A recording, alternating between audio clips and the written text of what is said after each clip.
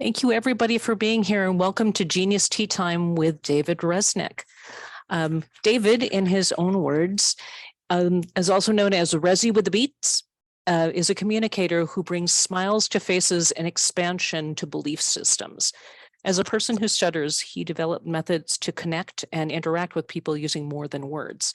Mid-stutter in his teens, he discovered he could beatbox as repeated syllables started sounding like rhythms.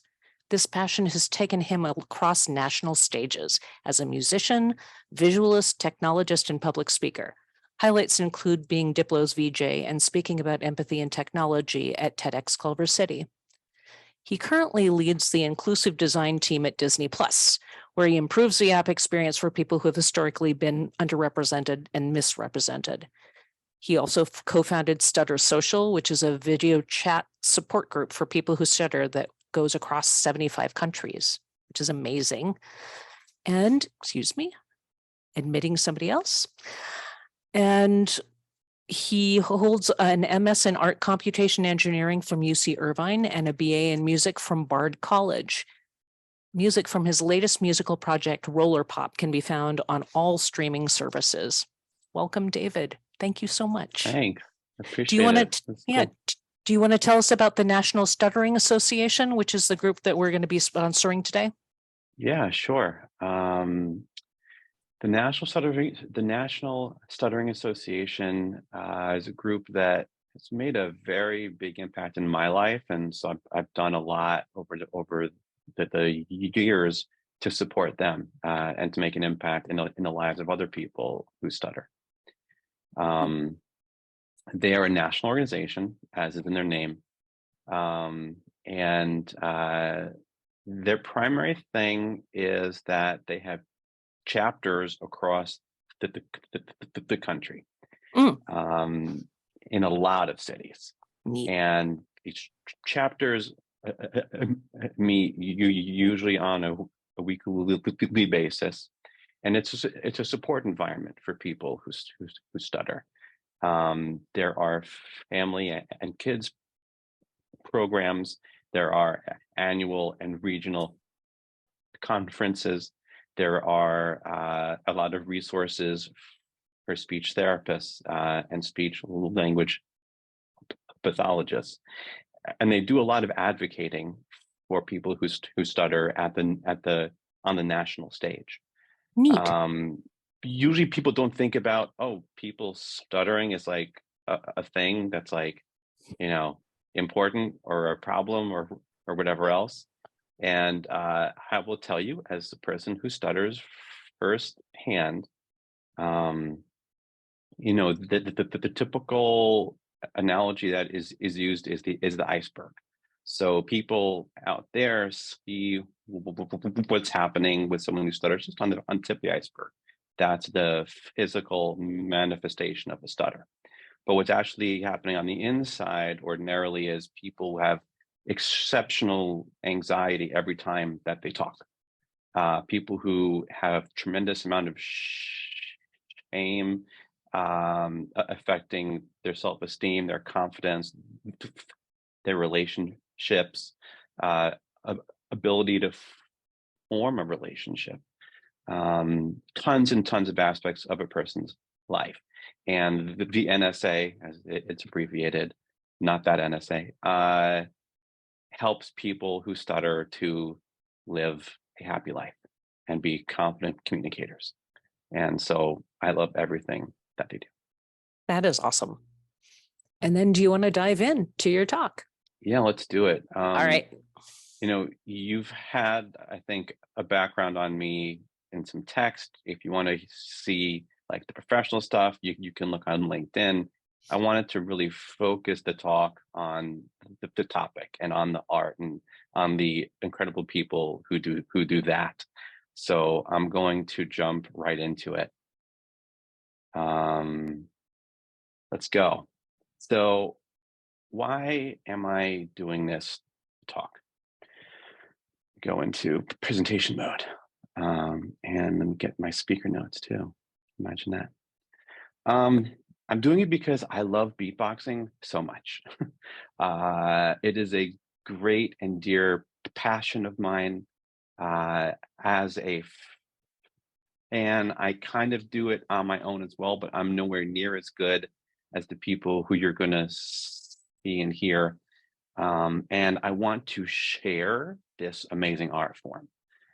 Usually people hear the term beatboxing and they think of a viral video that popped up in their feed on Instagram or Facebook or TikTok, and they don't really see it as a deep art form, but it is. And so I'm going to show that. And also, usually people feel or they regard a beatboxer as someone who does this kind of independently on their own, maybe in their basement or garage. But the reality is that it's a very tight-knit global community. So you've got this incredible art form, a strong community, and this just human expression that has matured and evolved so much over the years. A part of that evolution I'm going to talk about is how technology has influenced it. It kind of happened for a while through its origins up until technology evolved to a point of connecting people all across the world in ways that you could learn and share and organize and promote and come together around beatboxing from anywhere in the world. And that radically accelerated the growth of the art form and the growth of the community. And my other hope is that maybe if people are trying to organize out there, they kind of see these large technology devices and platforms. It's like, well, that's not helpful. It just had people on screens all day, or this or that. Well, I want to show that you can use these things for tremendous good as well. So let's talk about the roots of beatboxing. Not those roots, although I talk about them a bit later, but the roots from around the world in actually ancient history. The first place that we're going to, oh, by the way, I want to stipulate that I'm not a scholar on the history of beatboxing or hip hop. I am a fan and lover of the music. And so there may be things that I leave out, and that, I'm saying in advance that may happen. I want to also say for anyone who will be enjoying this presentation, who is blind or low vision, just a description of myself. I am a mid-40s male identifying person.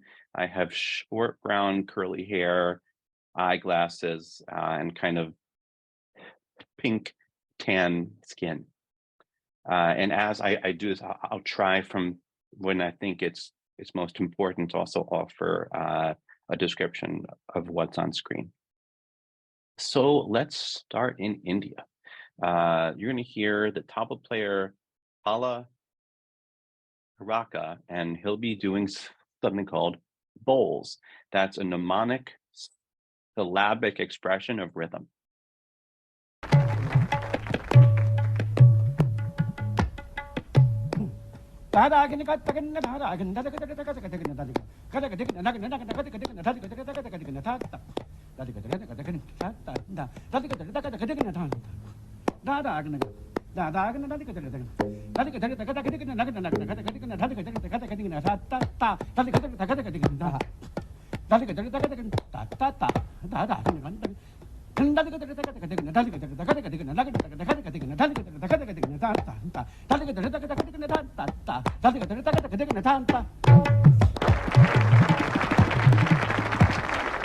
And there's kind of a tradition of saying it and then playing it.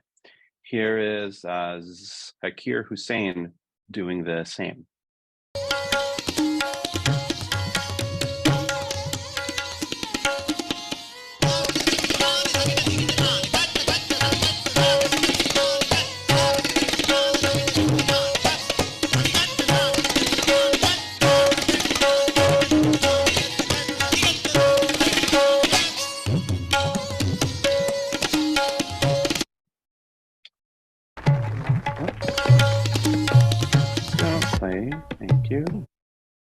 Moving to South India, where they developed a different style of verbal rhythms called conical. You'll notice it's a little bit more performative in its own right, not just interspersed maybe here and there. This is really the focus of the performance.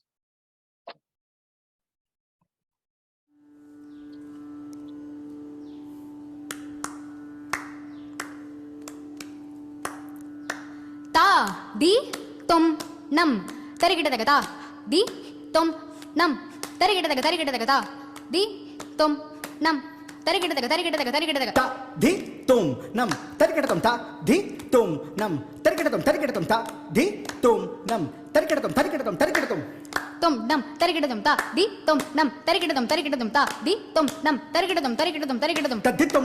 tarigida tum, nam, tarigida ta, di, tum, nam, tarigida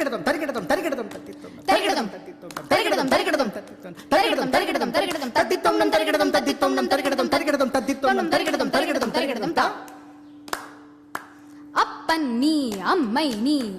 And I want to, for each of these, I wish I could play the whole video. I'm going to share out the slide deck afterwards. So anyone who's interested, you can go and really experience all of these the whole way through.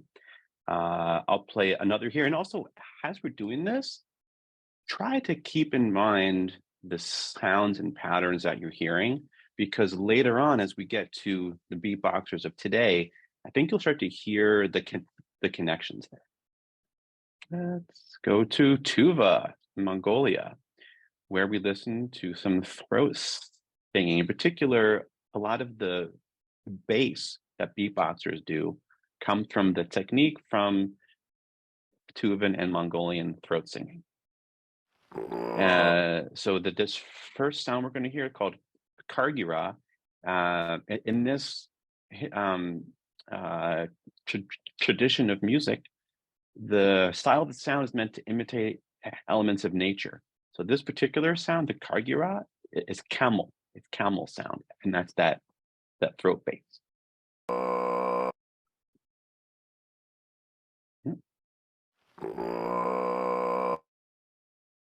Again, I wish to play all of the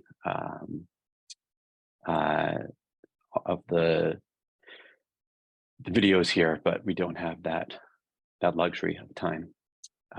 Let's move on to Inuit throat singing. So this really focuses on the breathing. It was created to be a kind of a game. Whoever passes out first loses. But it's again, you'll kind of hear this kind of breathing in a video a bit later on. The sound isn't coming through over here. It's not. No, it's not playing. Well, does it play if I do this? Now it is. Okay, for some reason it wasn't full screen. So I'll just play it here. Anyway, I think the idea on that one is communicated. Let's keep going to Indonesia, where we're going to listen to Balinese kecak. That's a vocal imitation of the gamelan instruments.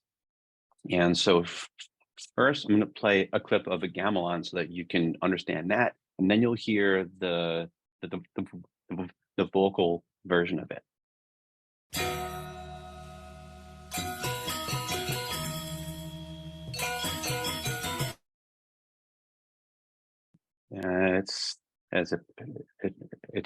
It's paused again in the full screen, so I'll just play it here.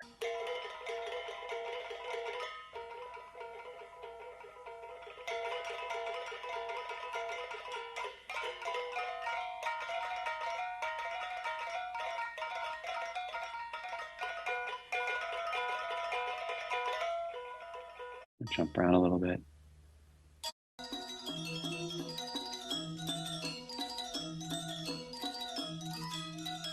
So it's very fast There's a lot of counterpoint and polyrhythm happening as well. We'll go to the vocal version of that.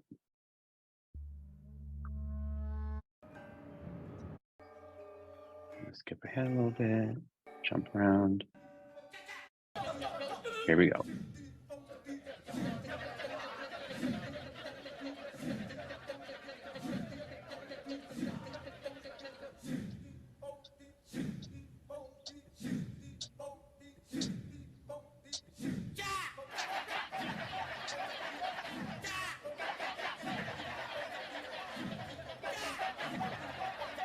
So each of them is saying like in different patterns, super duper fast. Then, of course, we're going to get into the music from African-American slaves and American descendants of slaves. We're going to look in particular at the ham bone and jazz scatting. Let's hear some ham bone. Et de temps en temps, ils ont joué ce morceau-là, surtout vers le temps de Noël et la nouvelle année.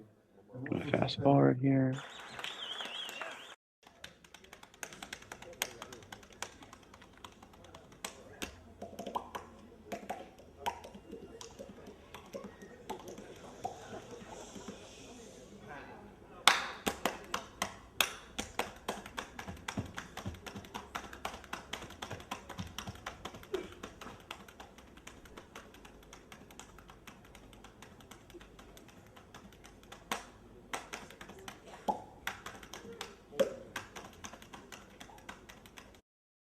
And some scatting from the great Ella Fitzgerald.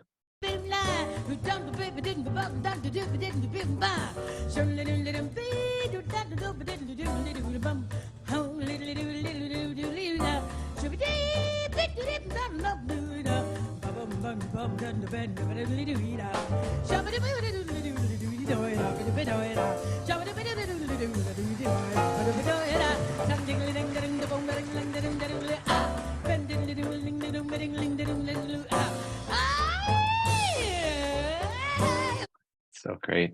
And of course, this music traces its roots back to a number of different countries and regions of Africa. Then we also have Appalachian ephing, which is wild. And again, just listen this, and you'll really hear how it connects to stuff that's happening nowadays. Hillbilly beatboxing sounds like the beginning of a Whose Line Is It Anyway bit, but I assure you this is not. Let's get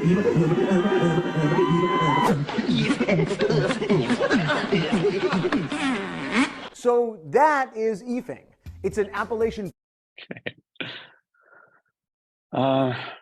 Then, of course, we're going to get into, now we understand a little bit of the global origins of vocal percussion from thousands of years ago, hundreds of years ago, in the last 100 years, up to hip hop and rap music. In order to understand beatboxing, you should hear a beatbox. This is kind of the classical quintessential beatbox. That's called the TR-808. It was made by a company called Roland. And here's a bit of demonstration of the TR-808.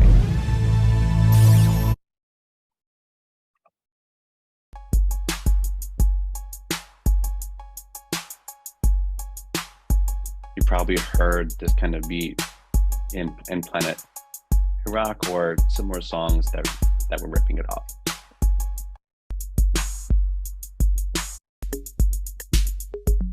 So essentially, you could program drum beats all of a sudden. You didn't have to hire a drummer or percussionist.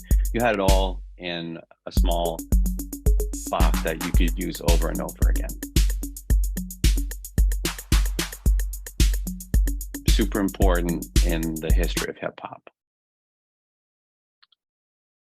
Among the earliest pioneers of beatboxing was Darren, aka the Human Beatbox Robinson, who was, I guess, the first person to make beatboxing a central aspect of a rap song. This is from 1984, I think. We're the Disco 3, better known as the Fat Boys, and we're about to perform one of our hit records called The Human Beatbox on New York Hot Tracks. Brr, stick 'em, ha ha ha, stick 'em, brr, stick 'em, ha ha ha, stick 'em, brr, stick 'em, ha ha ha, stick. We're gonna rock the beatbox in the fresh funky rhythm.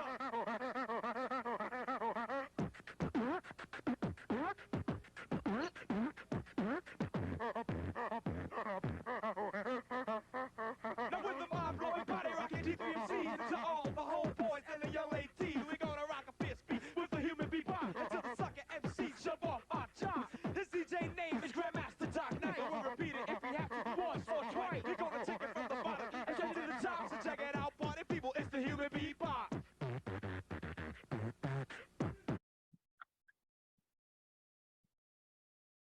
Darren really opened the door for beatboxers that became, that really started elevating this art form in its earliest days of hip hop. Probably the most famous of them is Dougie Fresh. This is a bit. This is a clip from a documentary on hip hop that that track note. I think he was 17 and living in the Bronx here. Just skip ahead a little bit. Yeah, no. Come on. Make it sound slow. I can make it sound any way I want it to. Like, for instance, I could go like this.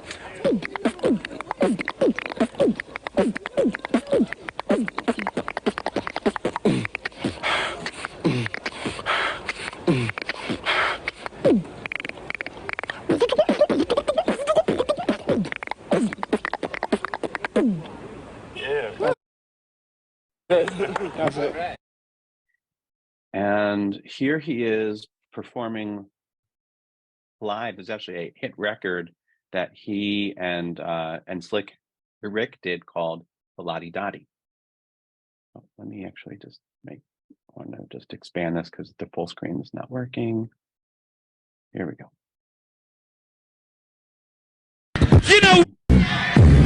You know what, your people. And what is amazing about this, just first off, is the whole song. It was a hit song. It's just beatboxing and rapping. It's Lottie Dottie, we like to party, we don't cause trouble, don't bother nobody, we're just some men that's on the mic. Yo, when we rock up on the mic, we rock the mic. For all of y'all, keeping y'all in health, just to see you smile and enjoy yourself. Cause it's cool when you cause a cozy conditioning that we create, cause that's our mission. So listen to what we say. Big up, this type of happens every day. I woke up around 10 o'clock in the morning, gave myself a went to the bathroom to wash up. Asked the soap on my face, my hand on the cup. I said, mirror, mirror on the wall, who is the top choice of them all? There was this rumble dumble. It's such a good song. I just want to like stand up and jam out to it.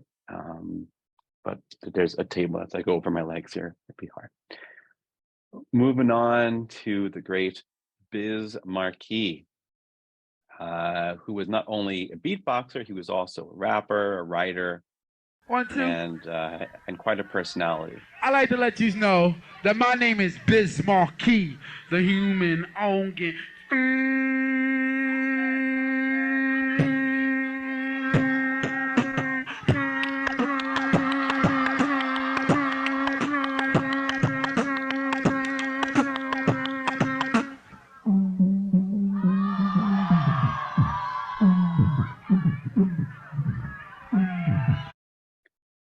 He went on to become an artist, a performer, a cast member of Yo Gabba Gabba, a children's show. And he did this thing called the Beat of the Day.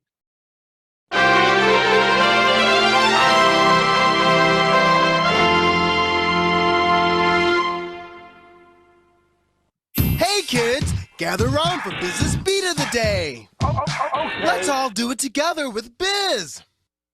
Okay, here's Biz's Beat of the Day.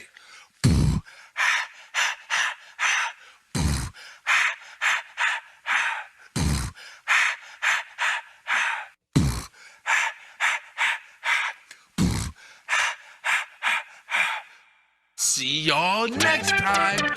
Bye-bye. Hey, kids.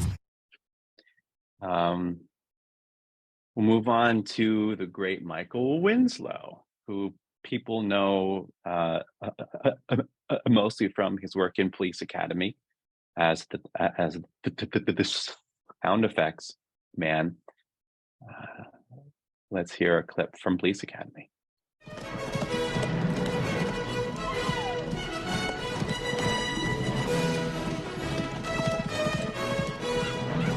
Jump ahead a little.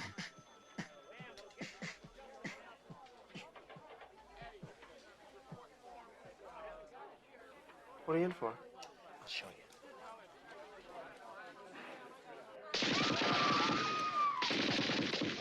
God damn it, stop it! MD. Let's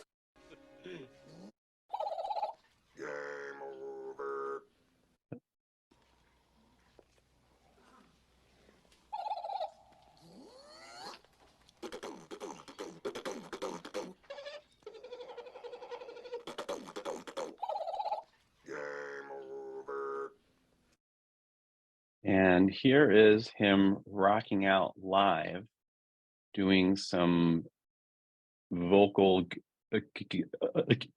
guitar playing. Stand by, please. Recognize it until that Zeppelin's on. But you're not going to believe what you're going to hear. He opens it singing.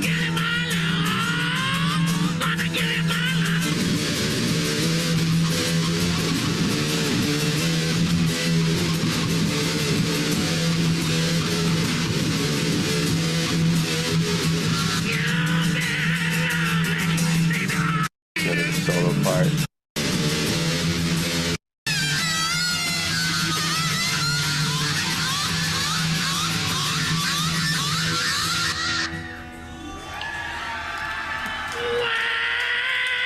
So good.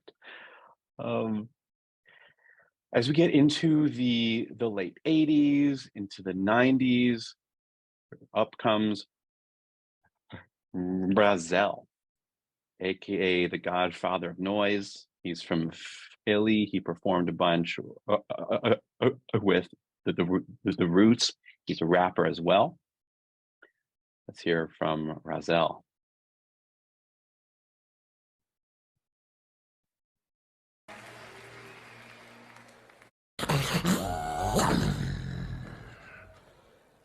Could I have some more volume, please?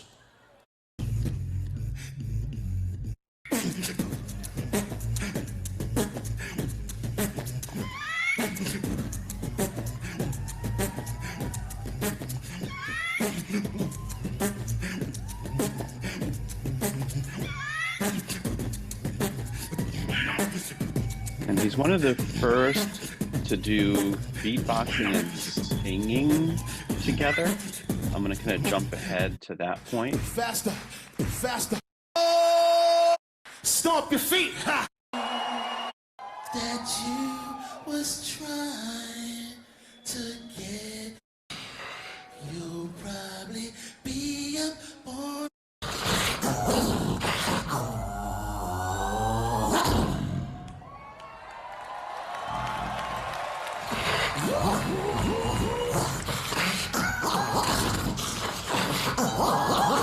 You'll hear he uses some of the mechanical effects of Michael Winslow. All of it's building on each other. Ladies and gentlemen, the beat and the chorus At the same time. Let's go.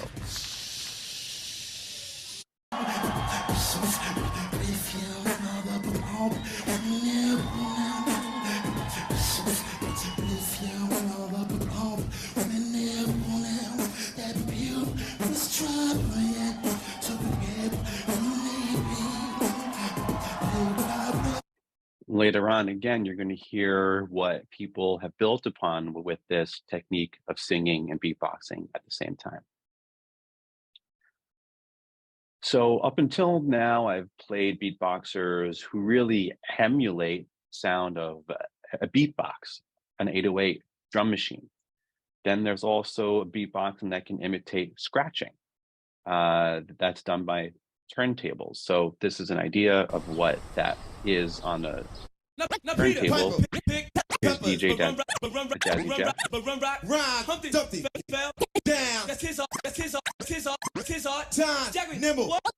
Nimble. Anyone, quick, but jam. Master faster, Jack, so And now here is the beatboxer, Scratch. Neben mir. Und sie wird jetzt.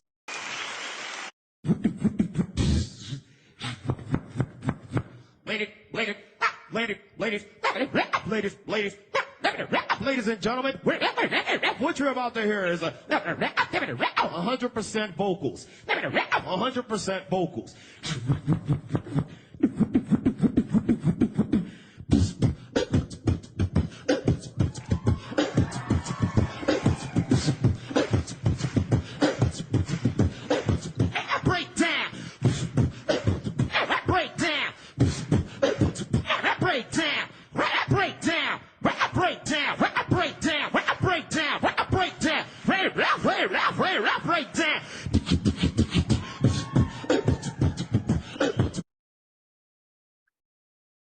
The last beatboxer from this kind of early generation that we'll call from, the origins from the Fat Boys all the way up until say like 2004, 5. This is Kenny Muhammad, who was a pioneer of a modern beatboxing style with more speed and power and inventive microphone techniques.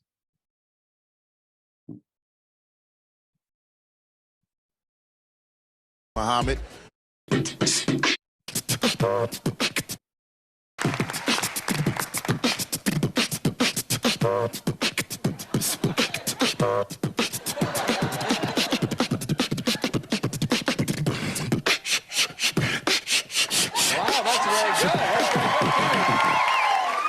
You could help me say.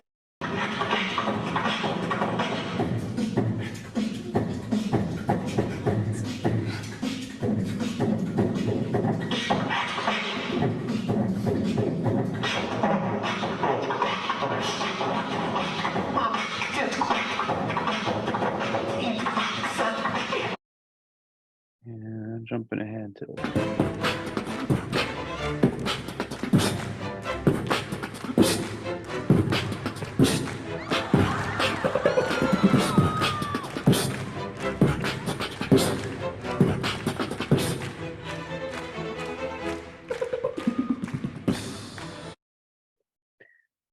So everything that's been in this generation is really artistic. It's very formative. It's very musical. What happens next is a bit of a dip from that, but that's okay because the culture is spreading. So around 2006, technology enters the chat. So what happened technologically at this time is you have a global explosion of availability of information through the internet, either through hardwired broadband cable that is distributed on Wi-Fi and eventually into everyone's hands on their phones. This was, the beginning of ubiquitous technology, the ubiquitous availability of information, including information about beatboxing in the form of video, audio, text, social media, streaming media, any and every use of technology that you can think of almost. In particular, we're going to look at YouTube, Discord, Ustream, and Twitch as these technologies and companies that enabled beatboxers to share, learn, practice and battle even.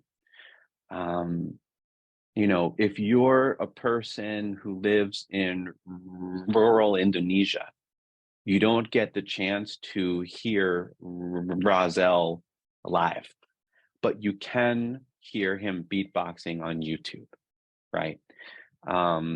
If you are someone who then hears this in Indonesia, someone else who hears it in Los Angeles, someone else who hears it in Graz, Austria, you can now come together in real time, talk about it, share techniques, have a battle even, all on Discord. That's the first kind of social chat audio platform. You have technologies like Ustream that were for live streaming.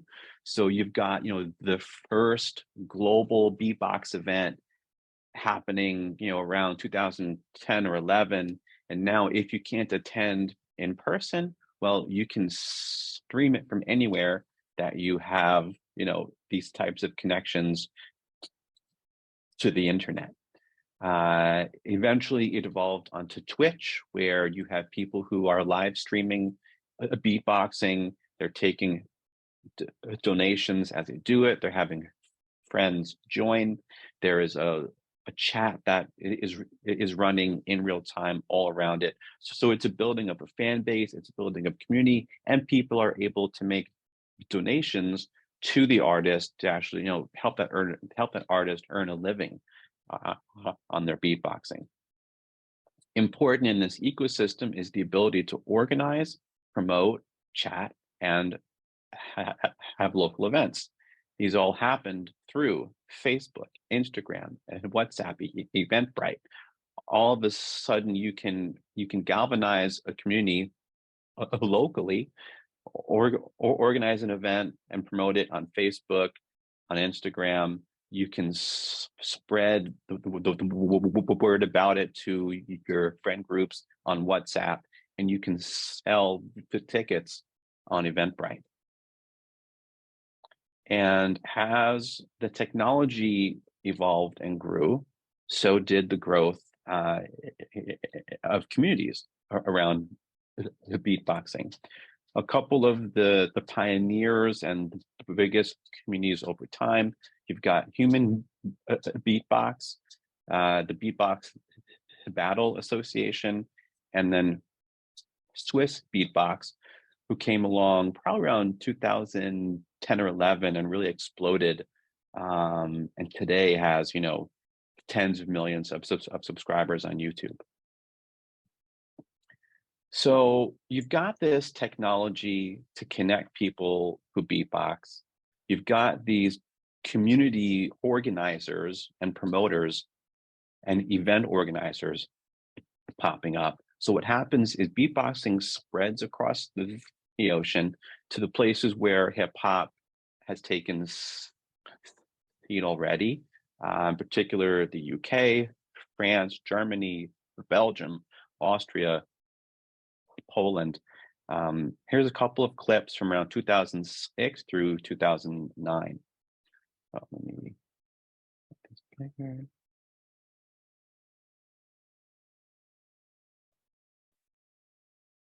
Start around.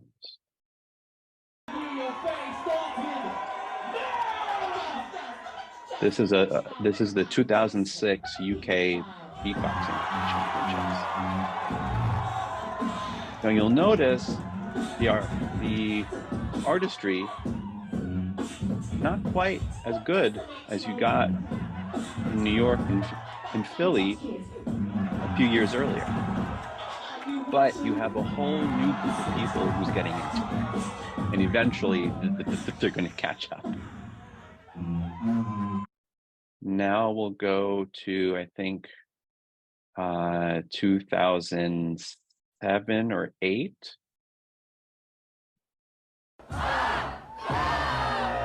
This is the French Beatbox Championship.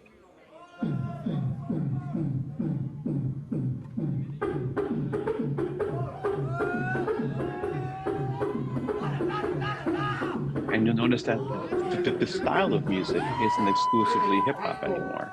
Now they're starting to imitate house music and EDM, electronic dance music. Jump ahead to the other gentleman.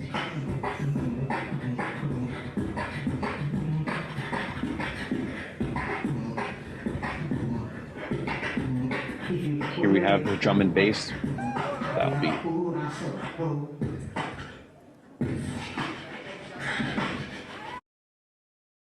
So, you know, it's good, but not amazing yet. Let's go to, I think this is Poland. Yeah, this is the Polish beatbox battle. Let's get ready for the final.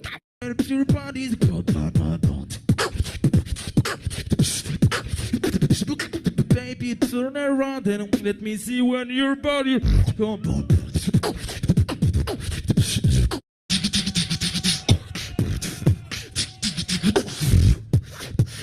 Wiecie co, jaki pejat by uzyskał hałas, jakby ta impreza była w Łodzi? Już wam prezentuję.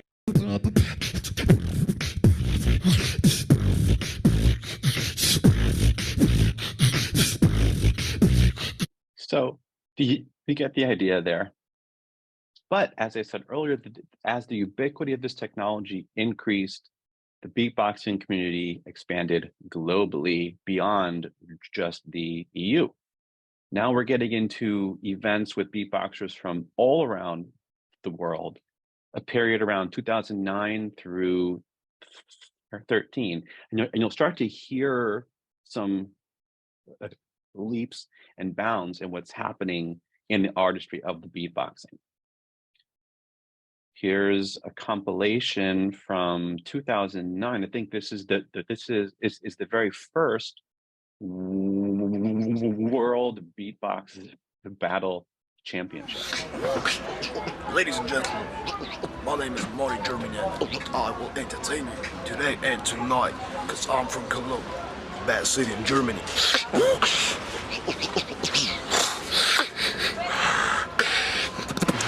We got Germany.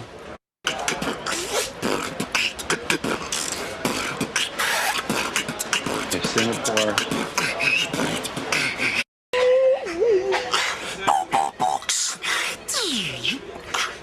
Game over.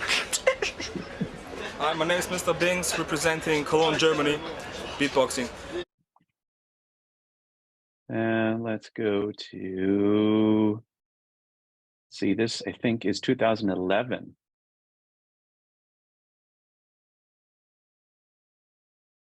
Jump ahead to 4, 6. You can hear Korean effects. He was born in South Korea, but he moved to Canada.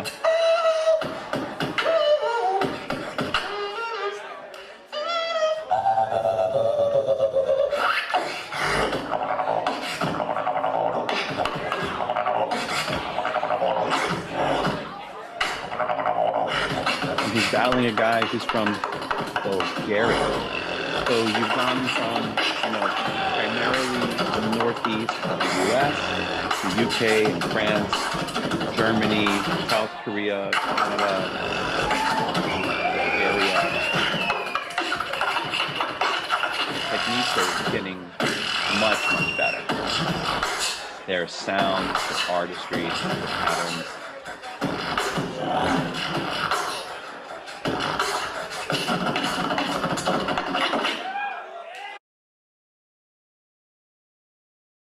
Let's go to 2012 at the next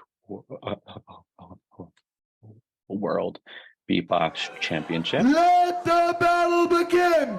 We are not. This is Skiller.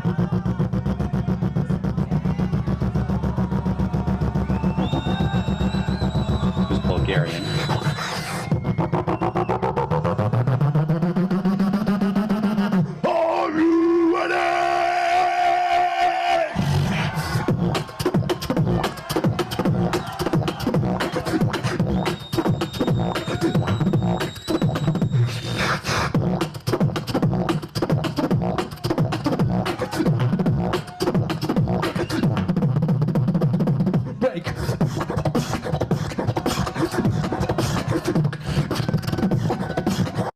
again, I want to listen to all of it, but have to move through. Let's go to now the Australian Tom Thumb, who was the first beatboxer to give a TED Talk or a TEDx talk.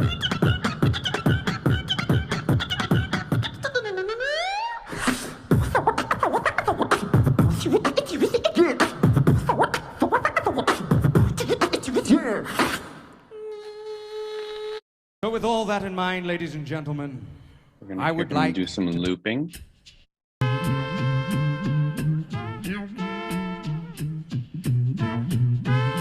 Those are all his vocal sounds.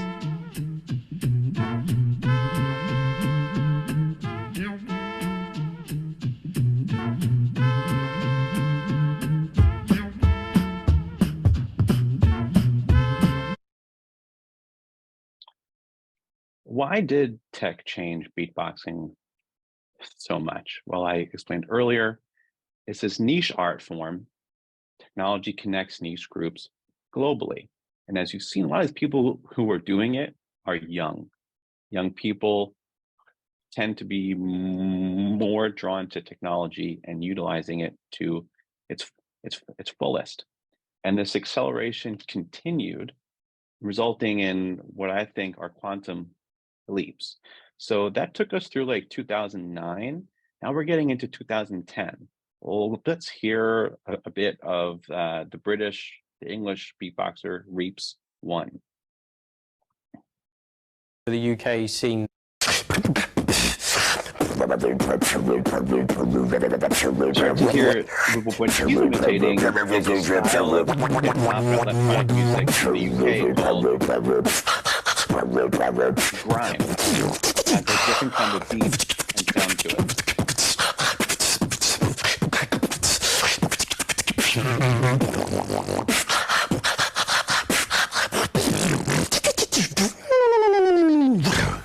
And here he is just 2 years after that. Here he is again.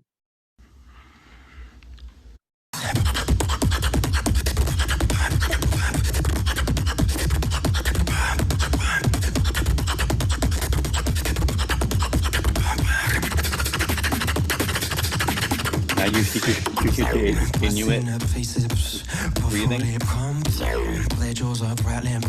The tube and bass.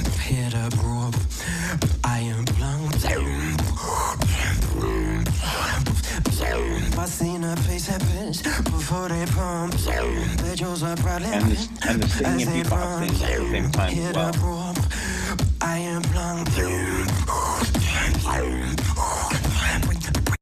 So just 2 years of difference because he's listening to everyone else out there who's doing it. He's learning their techniques, he's learning their patterns, and he's getting better. A couple other evolutions that happened in this time, this is 2014, just a couple years after what you're hearing from those championships in Poland and France and the UK. Now you're hearing this.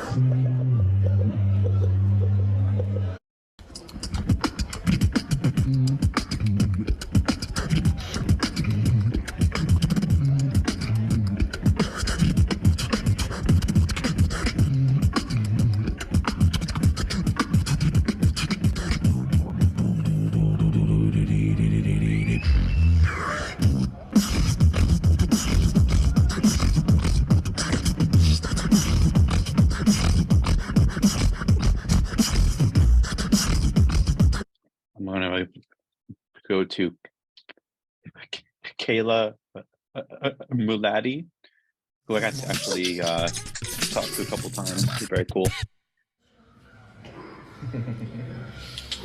It's my good side. Face is ready. Okay. Looks good, looks tight. He was a world champion. Kayla Muladi.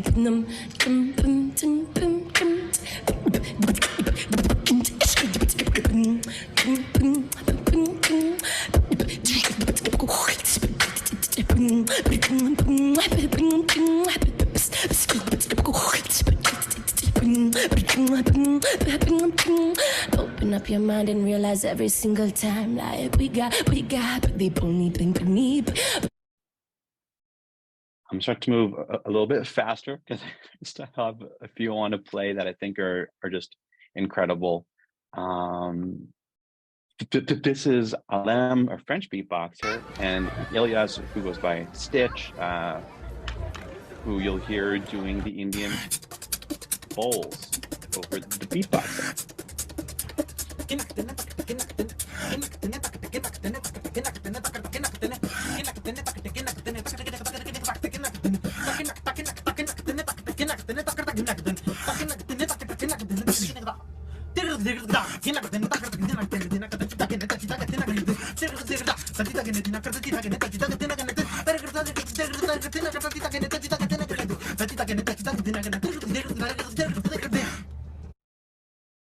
The duet from Russia, the Mad Twins. This is in maybe 2016.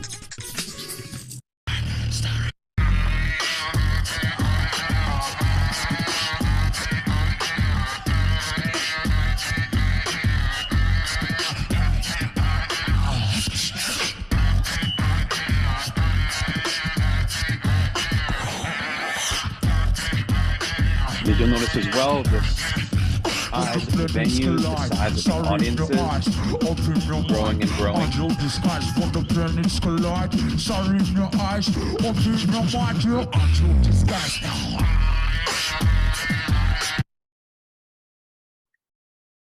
Riding up to, I think this is 2016, the World Beatbox Championship. There's Alem again with his winning routine. Hey, he says that. Now you're getting the performative artistry, the musicality is really coming back into the art form after it dwindled for a little bit as it spread globally.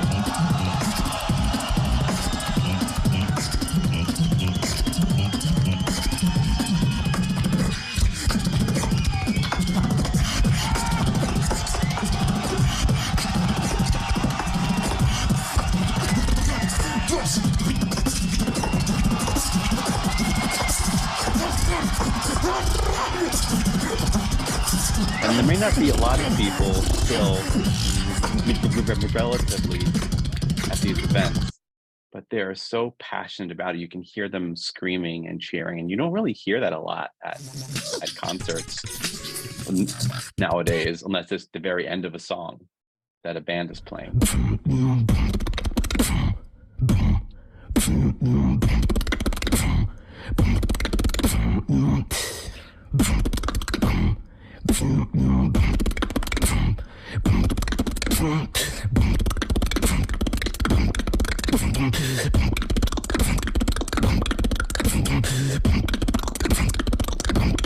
You can hear there's a similarity to what Dougie Fresh did in terms of his clicking sounds earlier.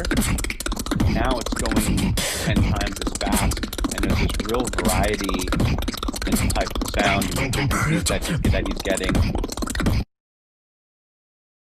I'm going to skip this for right now and just keep on going through because things start to get crazy in 2017 with the introduction of beatbox notation that comes through in tutorials.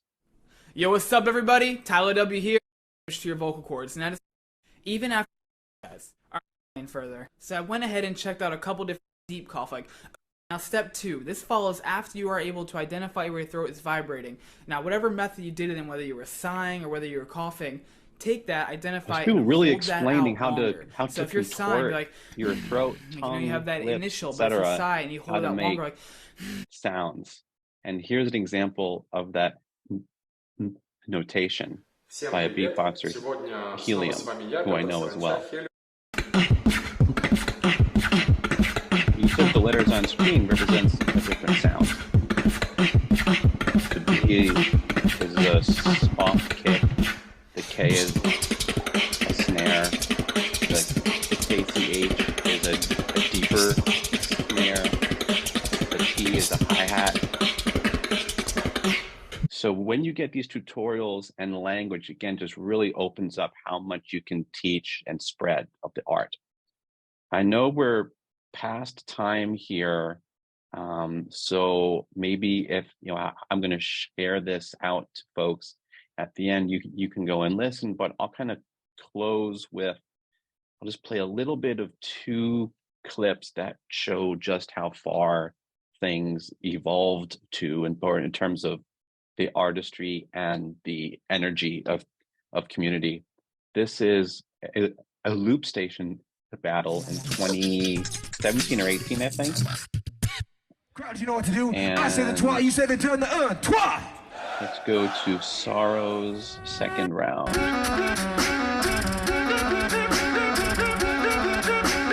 Everything you're hearing, he's making through his voice on the microphone.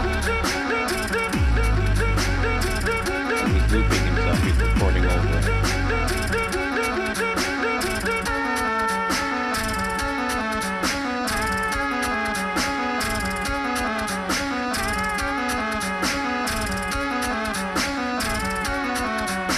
I was going to harmonize and talk to himself. He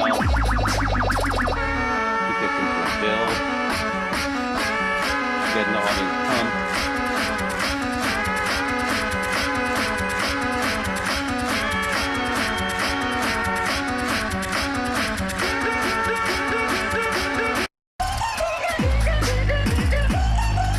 And he drops the beat and people go nuts.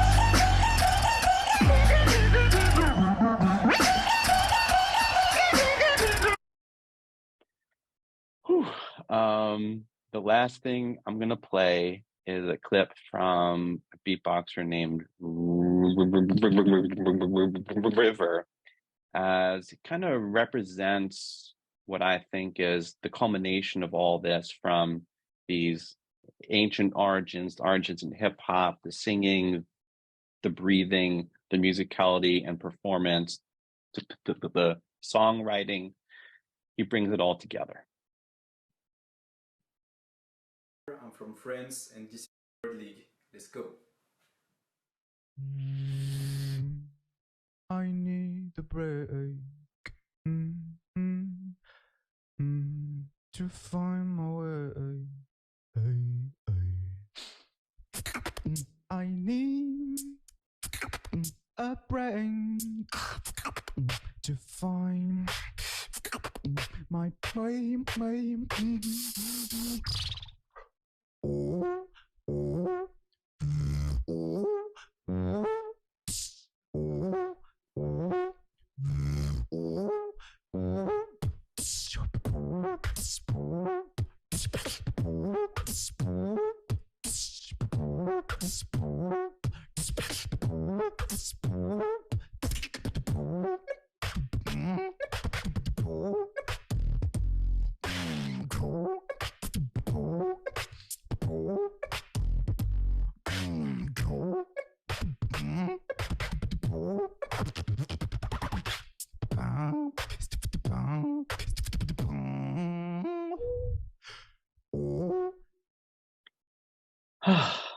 Well, I really do recommend that anyone who's watching, you can go back and watch these videos. A couple things I didn't play that I think are really important. I have a couple clips here of what happens on Discord, how that helped to increase awareness and sharing of knowledge of beatboxing on their real-time audio chat. There's jams happening outside at events. There was a beatbox camp that opened up, I think started in 2018. So I hope that at the end of all this, you have gotten a better sense of the art form, of the community that has emerged, and you feel that beatboxing is not just a thing that you see in your Facebook feed every now and then with, someone's doing a novel sound, that it really is this very deep and rich art form. That is wonderful. Thank you.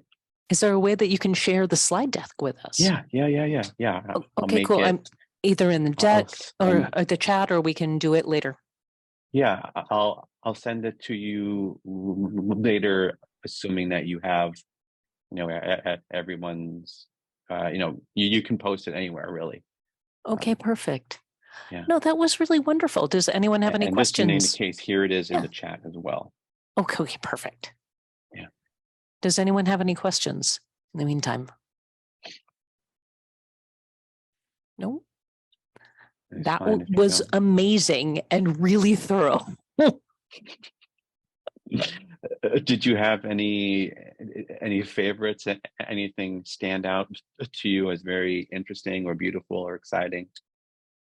It was really nice to follow along the lines of from the history to how people are incorporating it today. I was curious, is this primarily male? Right. Yeah, I was going to mention that. Unfortunately, yes. There are, feminine expressing and representing people, female who do this. They are few and far between. There is a negative aspect that came up in the community around sexism and chauvinism. It's small as far as how it happened, but it does exist. And yeah, predominantly it's young men who do this. There's probably a lot of reasons why. I'm, again, not a scholar on the topic, probably things in, sociology and politics and all kinds of things. There are, a number of women who do it, but they're, far, far, far, far fewer. Gotcha. Oh, I really appreciated just seeing how the artistry and the flow of it has changed significantly over the time, just because there's so much to draw on. Yeah. Yeah. Well, I hope that anyone who watches, that you'll get, inspired, and that you'll enjoy the music, and please do share and spread it around. This is something I've wanted to do for ages, just to be like, here's my love of beatboxing, and to take people on a journey. So feel free to enjoy and share it anywhere that you like. Absolutely. Thank you so much.